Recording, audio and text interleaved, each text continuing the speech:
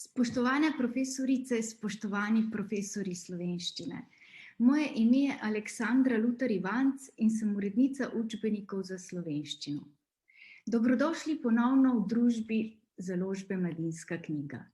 Zahvaljujemo se vam, da ste se odzvali našemu vabilu na predstavitev novega učbenika za slovenski jezik v gimnazijah in srednjih strokovnih šolah Slovenščina 1, moč jezika.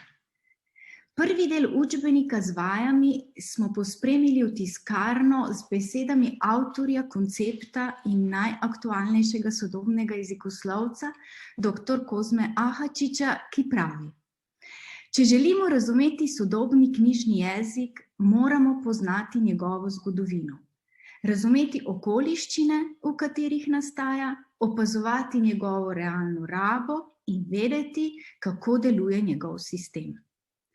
Če knjižni jezik razumemo, pa se vanj zlahka zaljubimo.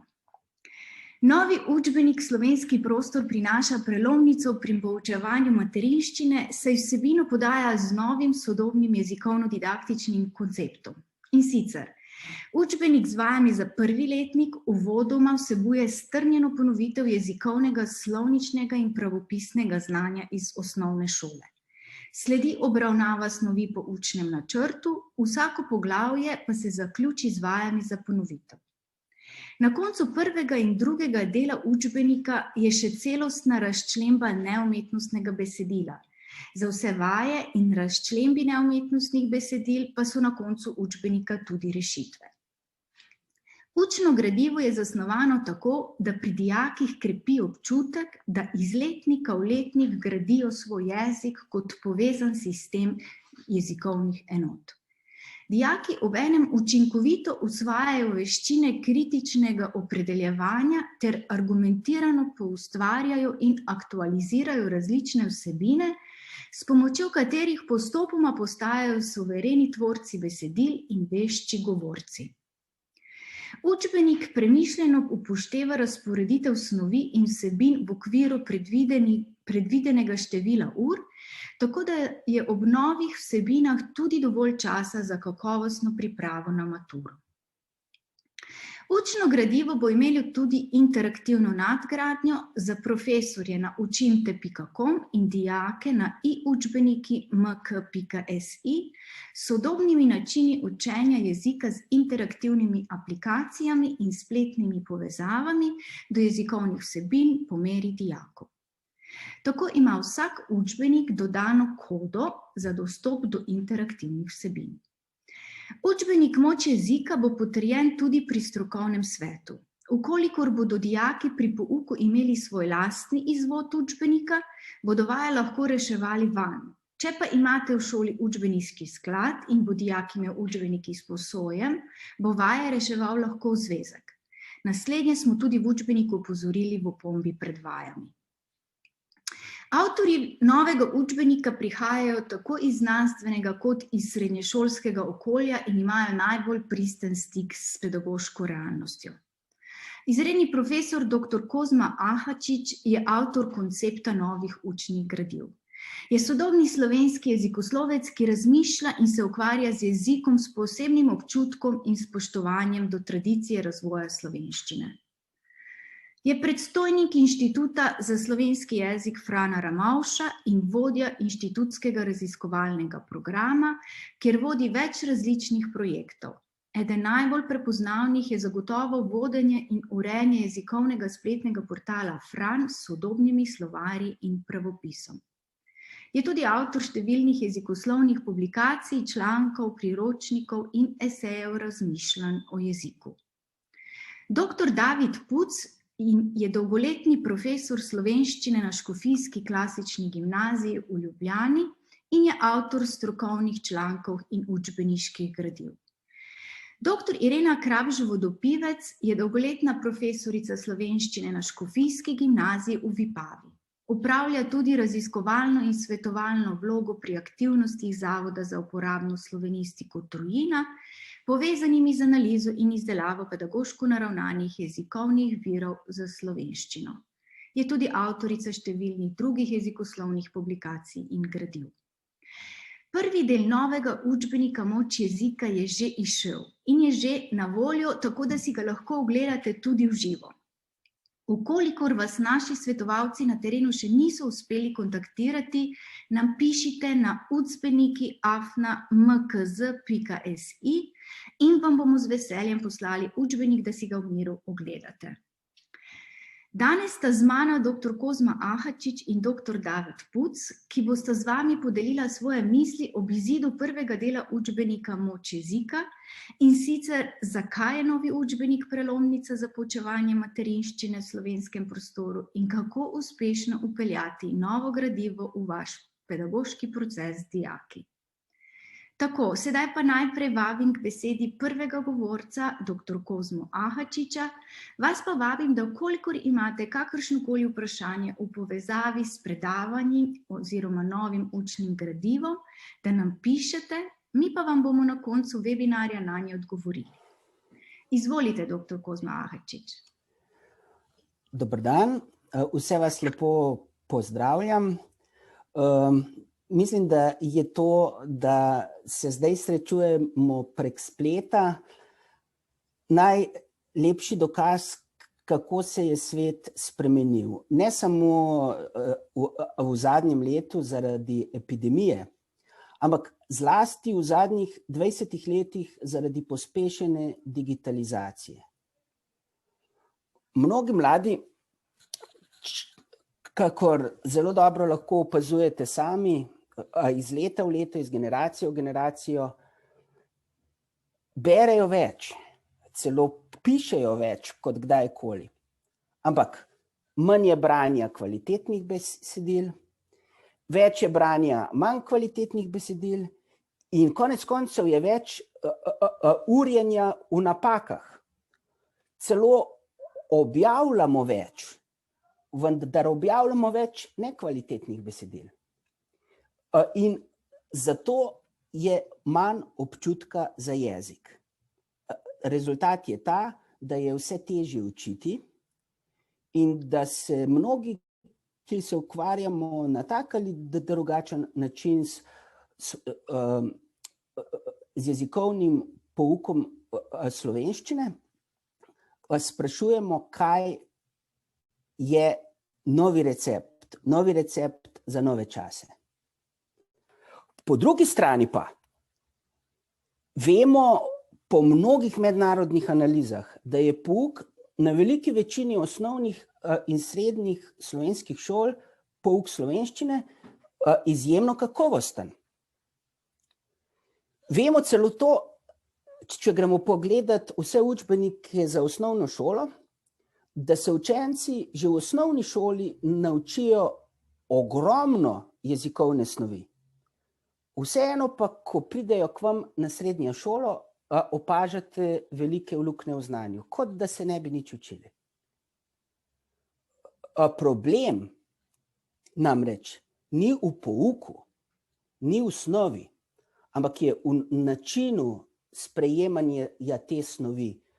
In ta način sprejemanja znanja se je v zadnjem desetletju, v zadnjih 2 desetletjih zelo spremenil in se še spreminja.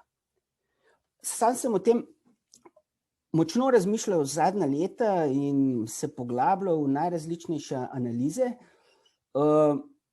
Verjetno poznate, nekaj let nazaj sta bila sad tega razmišljanja kratkoslovnica in slovnica na kvadrat, pa tudi misli o slovenščini in šolstvu v moji knjigi esejev Kozmologija. Vse to pa sem delal v želji, kako približati slovenščino, pouk slovenskega jezika sodobnim mladim. Informacij je v današnjem svetu več.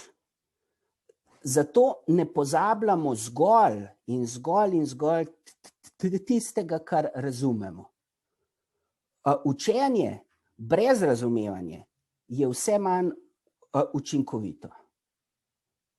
Celo manj učinkovito kot izkustveno učenje, učenje na podlagi besedil, učenje na podlagi tega, da sami pridemo do neke rešitve.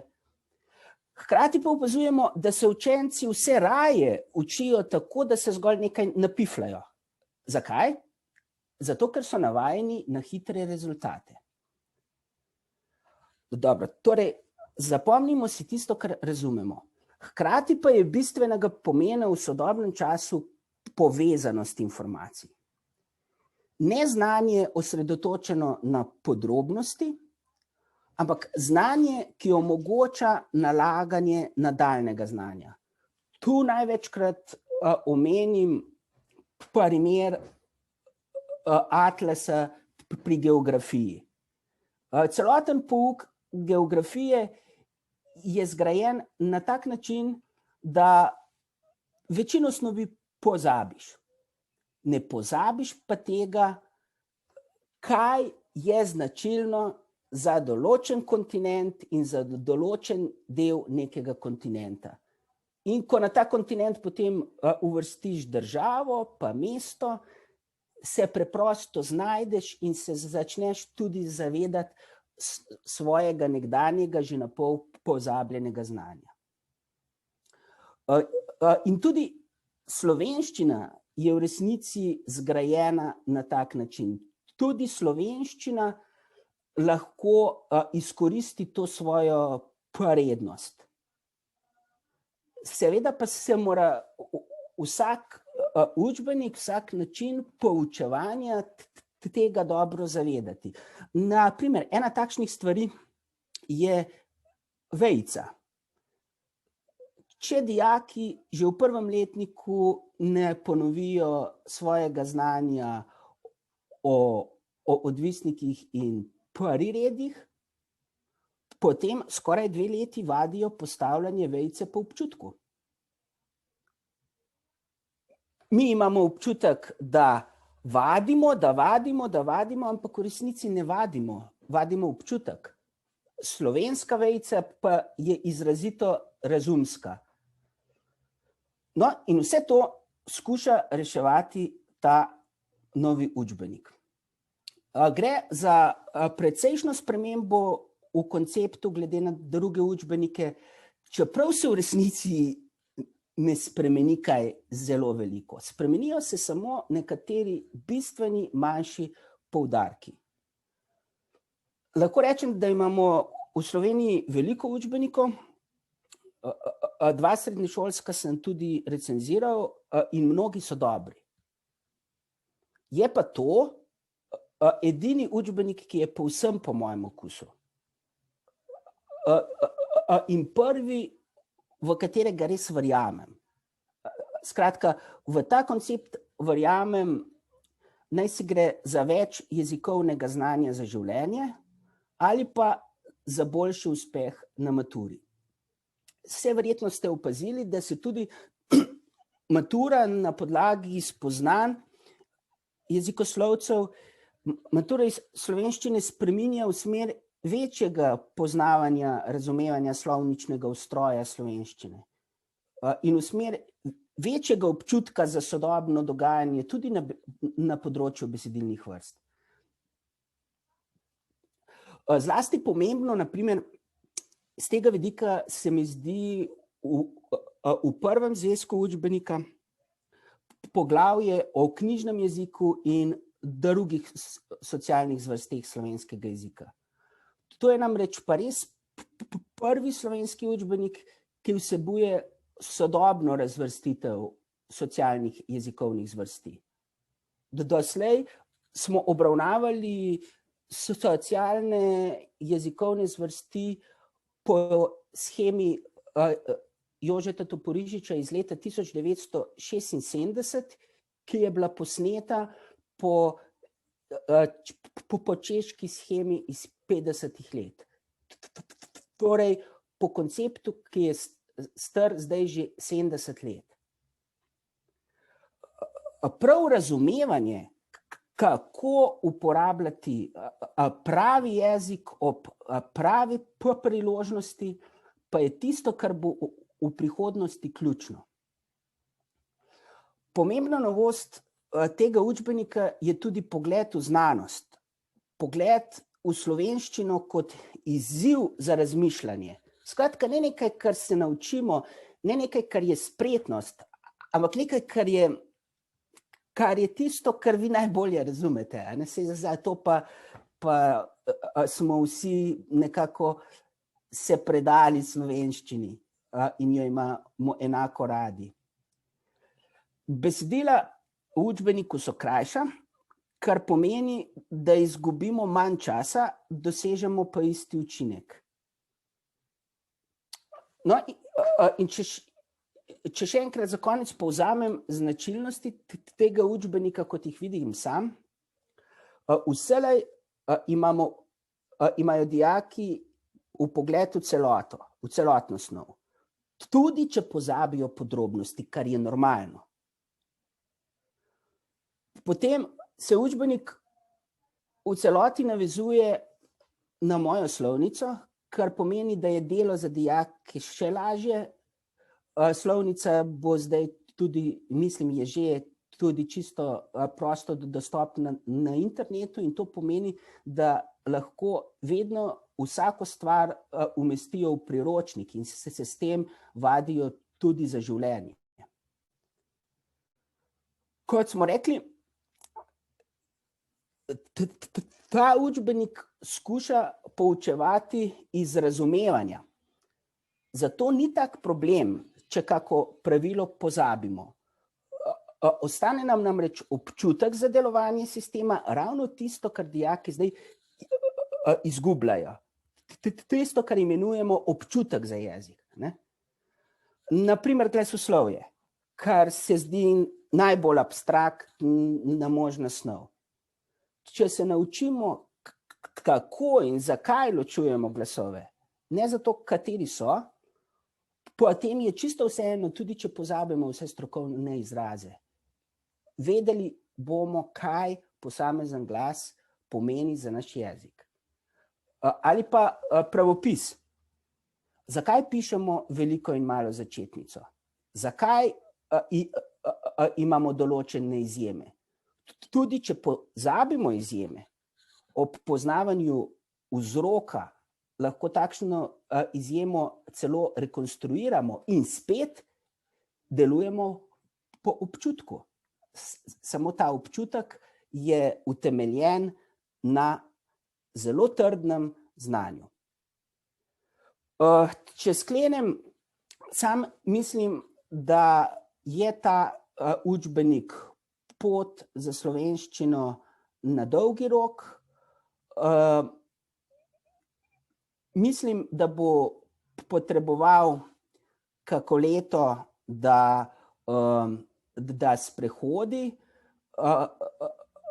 Vsekakor pa bo zelo, zelo koristil vsem dijakom.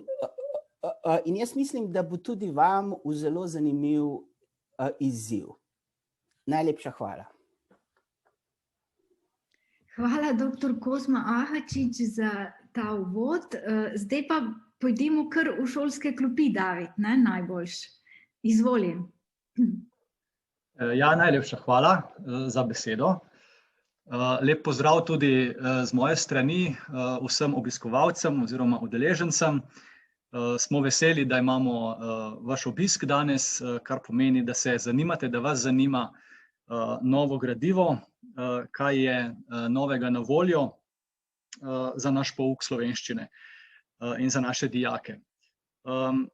Ja, mogoče bi se, torej moj del bo bolj praktičen, ker bom z vami delil tudi ekran in se sprehodil skozi ta naš novi učbenik.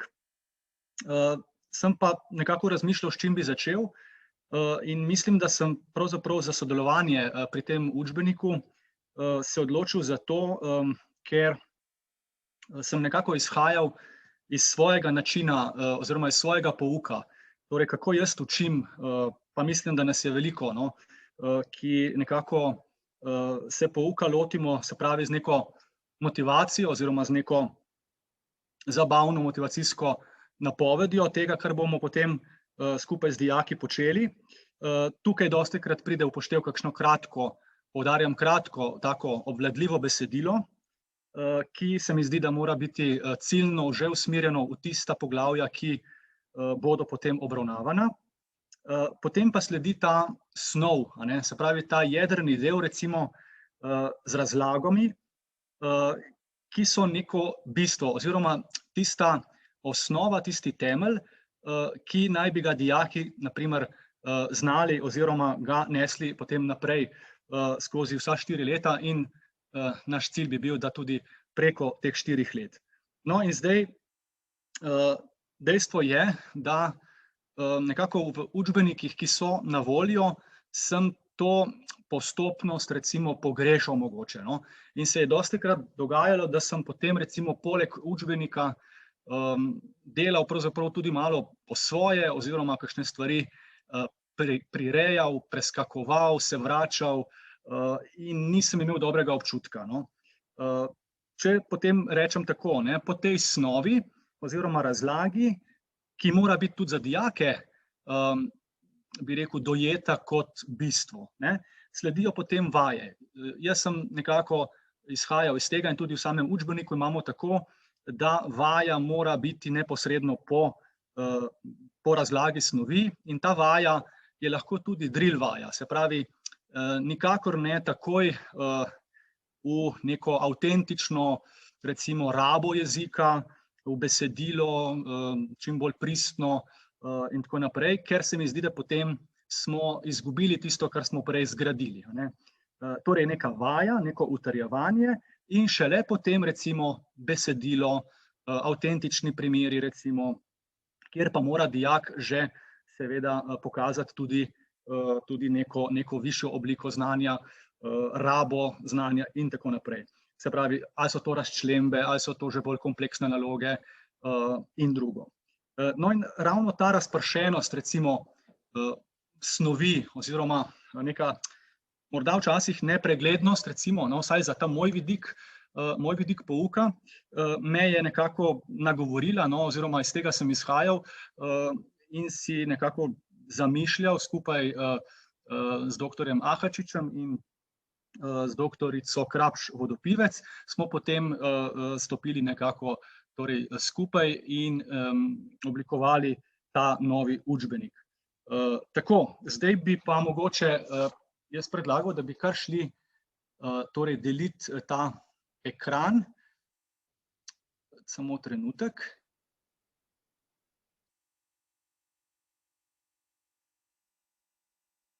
Takole, jaz upam, da se zdaj to že vidi. Mogoče preden začnemo zdaj s tem delom, bi vam pokazal tudi, kako to fizično izgleda, tale učbenik. Torej vidite, da ima tako kar markantno podobo tudi, ne? Hkrati tako mladostno, to je format, ne?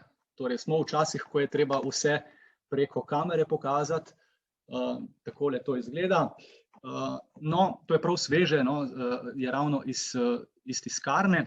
Zdaj pa tale uvodni del učbenika bi mogoče si pogledali skupaj. Bom jaz se kar sprehodil čez te uvodne, čez kolofon. No, in potem imamo tukaj kazalo, ki se mi zdi mogoče še najbolj povedno v tem trenutku. Kot je že profesor Ahačič povedal, je zelo pomemben se nam zdel ta uvod. Torej, odločili smo se, da torej na začetku prvega letnika ponovimo temeljno snov, ki naj bi jo dijaki prinesli že iz osnovne šole na začetek srednje šole. Bomo potem skupaj si pogledali tudi ta del malo bolj podrobno. Tukaj ni zgolj ponovitev osnovnošolske snovi, ampak en tak temelj, recimo, h kateremu se lahko kadarkoli vračamo. Torej, neka taka zbirka, se pravi, tistih temeljnih slovničnih, temeljnih pravopisnih, temeljnih besediloslovnih in pa tudi nek tak kratek zgodovinski pregled torej nastanka knjižnega jezika in potem do sodobnih ugotovitev v zvezi s slovenščino. No, ta pregled oziroma ta ponovitev jezikovne snovi, kot tukaj vidite, je pravzaprav sestavljena iz slovnice, pravopisa, besediloslovja in pregleda zgodovine slovenskega jezika. To je ta uvodni del, potem pa sledi dejansko redni učbenik, če tako rečemo, ki obsega zdaj v tem našem prvem delu. Namreč ta učbenik z vajami je zdaj dejansko pokriva polovico šolskega leta. Namreč v pripravi je še drugi del tega učbenika za prvi letnik, ki bo imel še 3 poglavja. Zdaj konkretno v tem učbeniku, ki je pred nami, so 3 poglavja, ki vam jih bom zdaj na kratko predstavil. Sledijo potem v drugem delu, ki bo izšel čez nekaj časa, bojo pa še preostala 3 poglavja. No in zdaj, katera so ta 3 poglavja? Torej, prvo poglavje je od jezika do besedila, se pravi, gre za nek začetek, recimo od nekih začetnih razvojnih, bi rekel, faz nastanka jezika, o tem, kaj jezik je, kaj so njegove funkcije, kakšno mesto ima v življenju človeka, ne, in potem postopoma preidemo tudi do pojma besedilo. In že tukaj vam lahko tudi pokažem, kar je že profesor Ahačič omenil in izpostavil. Torej, vsako poglavje se zaključi s takim ne predolgim, kratkim pravzaprav pogledom v znanost. Torej, kje se pa, se pravi, v povezavi s snovjo, ki je v tem poglavju obravnavana, kako na to, oziroma kje se ta segment recimo udejanja oziroma proučuje na področju jezikoslovja. Namreč včasih imamo občutek, da dijaki morda si mislijo, da je slovenščina malce tako v zraku, da nima ene take, torej, da ni tako znanstveno opisana, opredeljena, kot so mogoče kakšne druge znanosti, ne, in imamo ta primanjkljaj, no, se mi zdi včasih, da njihov pogled ne seže onkraj, ne. Imamo pa ogromno znanstvenih, seveda, področij in tako naprej, ki čedalje bolj skupaj s to digitalizacijo stopajo pravzaprav neposredno v naš jezikovni prostor. No, in na to smo skušali nekako ta aktualen pogled, recimo znanosti, nekako na to dijake opozoriti. No in potem, gledajte, takoj po koncu poglavja so že vaje. Vaje so torej neposredno po poglavju. Potem drugo poglavje gre konkretno na slovenščino. Tukaj je poglavje torej o slovenščini, najprej kratek uvod, kaj je slovenščina, potem pa je tukaj poglavje socialne oziroma družbene oziroma jezikovne zvrsti slovenščine in imamo tukaj že neko novo delitev na knjižni jezik in pogovorni jezik z elementi tudi slenga, žargona in tako naprej in posamezno oziroma posebej še narečja. Skratka, gre za neko novo, recimo, delitev socialnih zvrsti slovenščine, o kateri je profesor Ahačič prej tudi govoril. Potem sledi družbeni položaj slovenščine, slovenščina kot, se pravi, jezik, ki se govori tudi onkraj meja Republike Slovenije. Tukaj je dodano še poglavje slovenščina pred izzivi, ker sodi ravno v ta družbeni položaj slovenščine danes in spet pogled v znanost in vaje. No in potem še zadnje, tretje poglavje v tem prvem delu je pa glasoslovje. Precej klasično, pravzaprav, samoglasniki, soglasniki so tukaj razloženi in spet pogled v znanost in vaje. Nato pa sledi še ena taka celostna razčlemba neumetnostnega besedila, ki skuša pokriti nekako temeljno znanje prvega, drugega in tretjega poglavja. Sledijo še potem rešitve vaj, no in zdaj je pa tole. To je ta zdaj uvod, se pravi ponovitev osnovnošolske snovi, to je dejansko, smo rekli, predpoglavje tega učbenika. Vsako poglavje tega učbenika se začne s takim motivacijskim stripom, ki že malo tudi potem napoveduje nadaljnjo vsebino. No in zdaj je tukaj recimo slovnica, ponovitev slovnice. Najprej en tak kratek uvod, potem vedno sledi tako kratko besedilo in utrjevalna vprašanja, ki nas že, oziroma ki bodo dijake že usmerjala seveda z učiteljevo pomočjo tudi k temu, kar neposredno sledi kot tista temeljna snov. No in potem je slovnica ponovljena po ravninah. To bi tudi povedal kot eno tako posebno pozornost smo dali temu, da nekako jezik čim bolj oprijemljivo, urejeno opišemo in smo dali velik poudarek ali pa nekako smo vrnili mogoče v naš pogled na jezik pojem ravnine. Se pravi, da imajo dijaki neprestano ta občutek, na kateri ravni se zdaj o slovenščini pogovarjamo. Ali je to ravnina glasov, ali je to ravnina besede, ali je to ravnina stavka ali je to ravnina besedila. Skratka, te pojme jezikovne ravnine smo nekako zavestno ponovno recimo uvedli. Ker včasih se je že zgodilo recimo dostikrat, da dijak ne zna povedati, kje so s snovjo. Če bi dijaka vprašali, kje ste zdaj s snovjo, pri matematiki, pa bo povedal, kje so s snovjo pri matematiki, pa pri biologiji, pa bo povedal, kje so.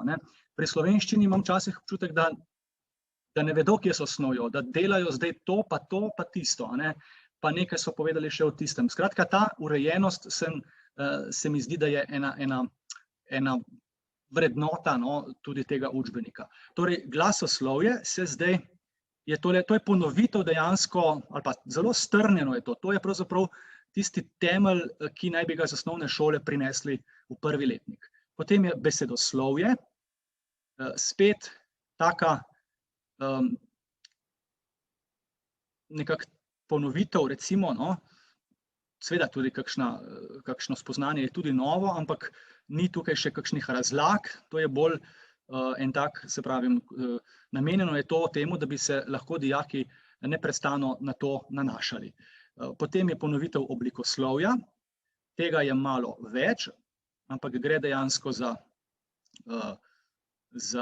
ponovitev vseh besednih vrst. Morda je kakšno poglavje oziroma oblikoslovna značilnost tudi za osnovnošolce tukaj še nova, ampak nič za to. In potem sledi besedotvorje, to je še vedno, čeprav se tega še niso učili, je tukaj kot nek tisti temeljni kompas, kako ne rečem, za to, kaj besedotvorje je. In da dijaki takoj usvojijo pravzaprav to sistemskost, ker potem bodo 4 leta in učbenik je tako zastavljen, da se v 4 letih samo gradi, da se samo gradi, ostaja enak princip. Potem je tukaj skladnja in zdaj besediloslovje je posebej, sledi povzetek pravopisa, tukaj bi mogoče šel malo hitreje, spet en tak uvod z besedilom in vprašanji in potem je povzetek pravopisa, torej kje se pravopis, kaj pravopis pravzaprav obsega in potem res tista glavna, že znana, bolj ali manj že znana, tudi z opozorilom na napake, torej kje se pogosto motimo pri rabi velike in male začetnice, pa res to razumevanje, zakaj velika in mala začetnica, kaj je pravzaprav, torej, da ni samo pravilo tista kaprica, ampak da gre pravzaprav za neko predmetnost, za neko geografsko predmetnost, ne vem, lastno ime, splošno ali občno ime, skratka, da dijaki čim bolj razumejo. Če bodo razumeli, bodo res potem tudi si zapomnili. Potem so ločila, tukaj o ločilih, to so res osnovne stvari, pravzaprav po učnem načrtu iz osnovne šole prevzete. Potem je pisanje skupaj narazen, potem zapisovanje glasov in črk, tiste ključna mesta, ki nam delajo težave, zapisovanje prevzetih besed, seveda še zelo brez posebnih razlag, deljenje besed. Potem je zelo strnjeno o besediloslovju, veliko je tega grafičnega prikaza, da je res nekako dijaki ponovijo to, kar so v osnovni šoli, po učnem načrtu v osnovni šoli že spoznali.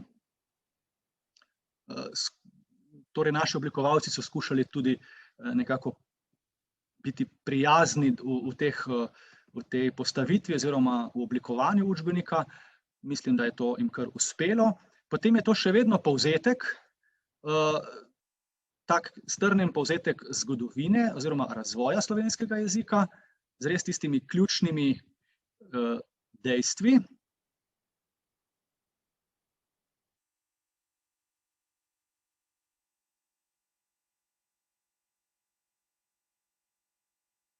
Tako, zdaj smo prišli pravzaprav do konca tega prvega dela, ki ni učbenik namenjen obravnavi v razredu, ampak je tisti pregled, recimo, ki ostane, ki je kot nekakšna orientacija.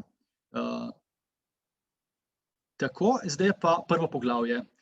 Mogoče bi ob prvem poglavju pokazal, kakšna je struktura poglavja, da ne bom predolg. Torej, tukaj imamo spet tak strip, vedno je na začetku strip.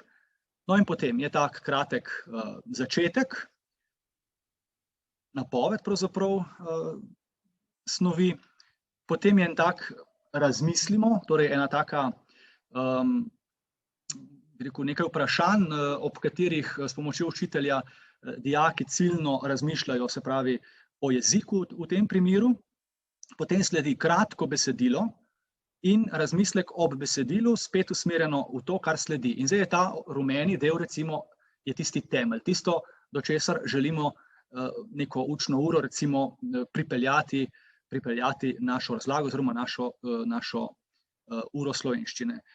Torej, kaj je jezik pravzaprav, še potem tak prikaz z miselnim vzorcem, potem pa razdelitev na besedni jezik, nekaj razlage in potem ta pomnimo, kot tisto bistveno, kar naj bi se tudi naučili. No, potem pridemo še do pravil, se pravi do pravorečja in pravopisa. Besedni jezik še razdelimo z miselnim vzorcem, potem imamo še prvine nebesednega jezika. Tukaj smo skušali biti tudi aktualni, recimo smeški in emodžiji. In spet ena taka preglednica oziroma vzorec.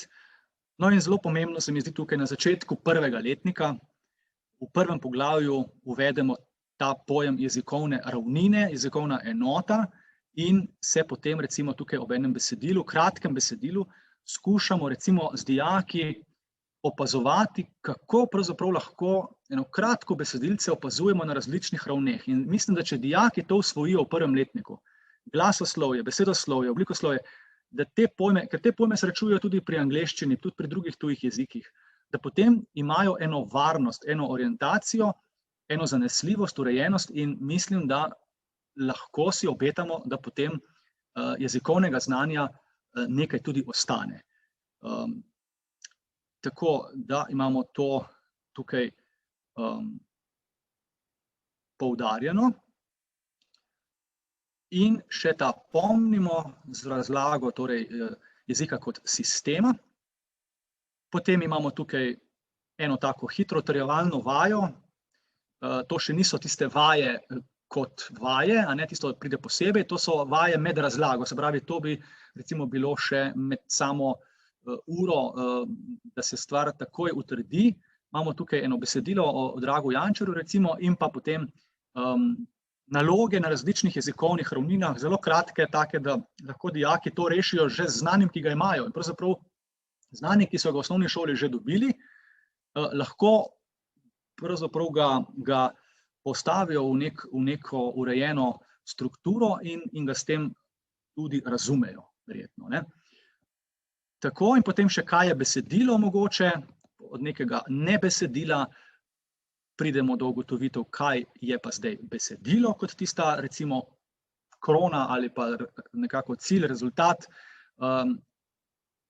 jezika oziroma jezikovne rabe in potem sledi ta kratka rubrika oziroma poglavje Pogled v znanost.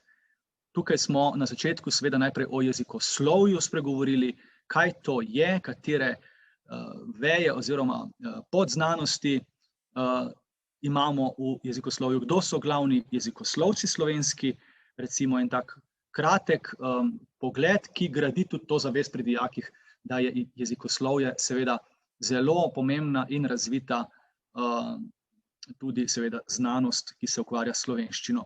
No, in tukaj je zdaj ta del vaje, se pravi, imamo vaje, ki so, bom šel malo počasneje,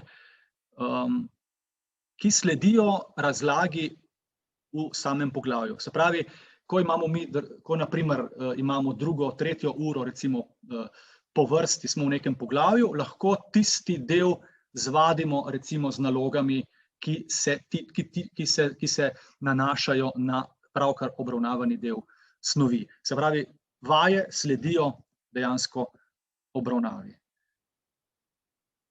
Tukaj smo še pri jeziku in jezikih, potem pridemo na besedni jezik.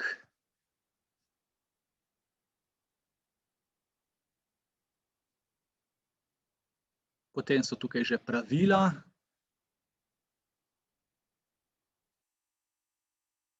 Tudi zelo, zelo taki življenjski primeri, no,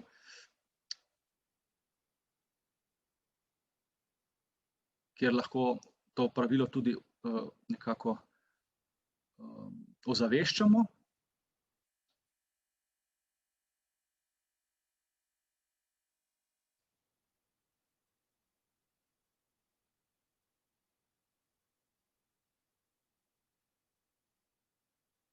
Tukaj to ni glasoslovje pravzaprav, ampak je opazovanje pravorečja, se pravi pravilo, kako pravilno izgovarjamo besede.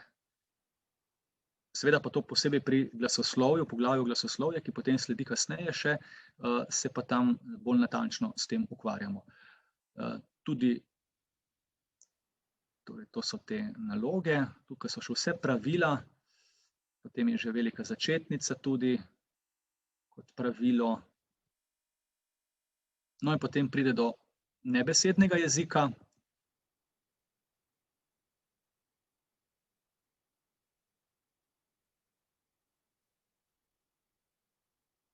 In pa še ena naloga z jezikovnimi ravninami, kjer že dijaki sami potem delajo naloge, pravzaprav postavljajo torej vprašanja zastavljajo po jezikovnih ravninah in pa še kaj je besedilo, nekaj nalog še o tem, da ozaveščajo kriterije besedilnosti in je pravzaprav prvo poglavje končano. Potem sledi drugo poglavje, tretje poglavje in tista končna razčlemba na koncu po tretjem poglavju. Mislim, da bi jaz pravzaprav tukaj lahko tudi zaključil, no, s povabilom, da si učbenik preberete, pregledate in če vam bo ta novi način, nekoliko sveži način pristopa pravzaprav k pouku všeč in zanimiv, bomo veseli, če boste učbenik tudi uporabljali. Hvala. Hvala, David, za tvoje izčrpno predavanje oziroma natančno predstavitev našega novega gradiva. V bistvu vprašanj za enkrat nimava, je pa lepa pohvala in sicer čestitamo za odličen koncept učbenika. Mislim, da bo dijakom pomoč tudi pri medpredmetnem učenju, tako da učiteljem si dejansko uspel pokazati, da to osnovo oziroma koncept prikazati, kako smo ga dejansko izvedli v samem učbeniku. Potem je kvečjemu še samo bilo eno tehnično vprašanje glede povezav ikon in spletnim portalom Frana, tako da bomo to dejansko v interaktivni različici tudi imeli. Jaz, zdaj bi mogoče še kakšno vprašanje. Kdaj lahko pričakujemo drugi del gradiva? Drugi del gradiva je trenutno v fazi pripravljanja, se pravi se oblikuje, tako da konec junija bo šel v tiskarno. To je za enkrat plan, tako da jaz mislim, da verjamem še mogoče, da pred koncem šolskega leta bi že lahko bil tudi zunaj, no. Če bo vse po sreči.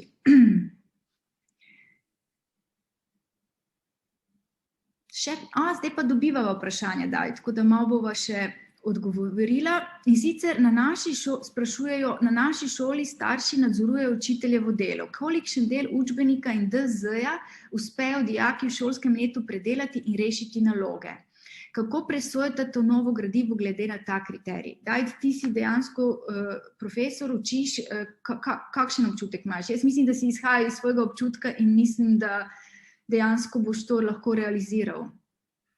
Ja, jaz si želim, da bi. Jaz mislim, da bi to moralo biti, se pravi, bolj ali manj v skladu z realnim številom ur, ne? Ker vsi vemo, koliko je ur po učnem načrtu, potem je tukaj književnost seveda, ne? Ki vzame seveda svoj del, potem so še vse druge stvari, ki tudi gredo v to kvoto ur, ne? Od ocenjevanja, preverjanja in drugega seveda, in ostanejo te ure.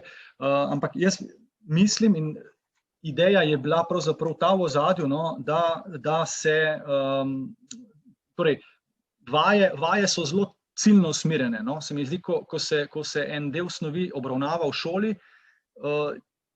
je potem ta vaja nekako res sodi potem k temu delu in je to potem ali domača naloga ali mogoče ena ura vaj in se to naredi pravzaprav, kar se vaj tiče, jaz mislim, da bi morale biti, da ne bi smelo to, ne vem, ostajati oziroma biti v tem smislu nerešeno in mogoče potem nek občutek, da je neuporabljeno ali kakorkoli, ne. Mogoče, če se lahko tu še jaz oglasim. Ja, hvala, Kozma. Ravno na to sem bil zelo pozoren, tudi ko sem na koncu gledal sam učbenik in vaje. Pri nekaterih učbenikih je dejansko problem, da je vsega preveč in potem se dejansko ne da spraviti skozi celote, zlasti, če gre dijakom tudi pouk književnosti nekoliko slabše ali pa če izražajo večje zanimanje mogoče za to in potem učitelj nekoliko več časa posveti temu.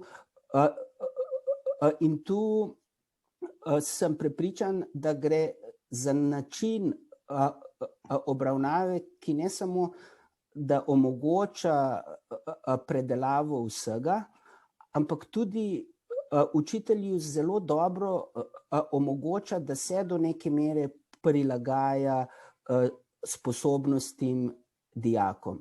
Skratka, ta učbenik bo lahko izziv tudi za najbolj sposobne dijake, hkrati pa ne bo pretežek za slabe in povprečne dijake. Ravno namen je, da bi zajeli vse, ker si želimo, da bi vsi, ki dajo šolanje skozi, dobili nek dober vpogled v jezik. Mogoče bi še, tu je bilo eno vprašanje, kar se tiče učnega načrta za srednje strokovne šole. Ja, pomanjkljivosti se zavedamo in lahko povem, da je bila ravno zasnovana nova skupina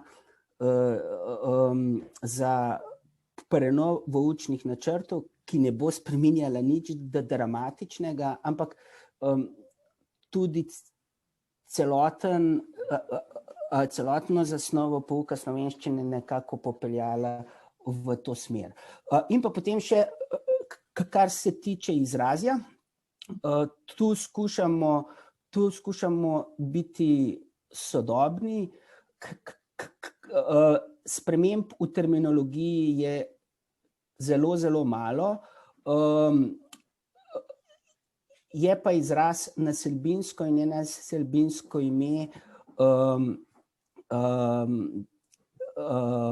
nekakšen konsens sodobne normativistike, mi mislim krajevno in nekrajevno ime, in sicer zakaj. Vse analize so pokazale, da večina dijakov in učencev, to vprašanje, ta terminologija bolj zmede, kot pa usmerja k pravilnemu spopadanju z imenoma. Tudi če nekaj ni kraj, je lahko naselbina. Skratka, tu dejansko gre zgolj za neko osvežitev terminologije proti sodobnejšemu jeziku. Zato skušamo tudi zelo nežno in nenasilno vpeljevati termin splošna imena namesto občna imena, čeprav tu dosledno stvari peljemo vzporedno. Hvala, Kozma, za vaše odgovore. Zaenkrat novih vprašanj nimamo, tako da jaz mislim, da smo danes izčrpno pokazali, predstavili naše novo gradivo. Jaz vas vabim, spoštovani profesori, spoštovane profesorice, da nas spremljate še naprej, mi vas bomo obveščali in želim vam uspešen zaključek šolskega leta in kmalu nasvidenje. Srečno! Hvala, nasvidenje.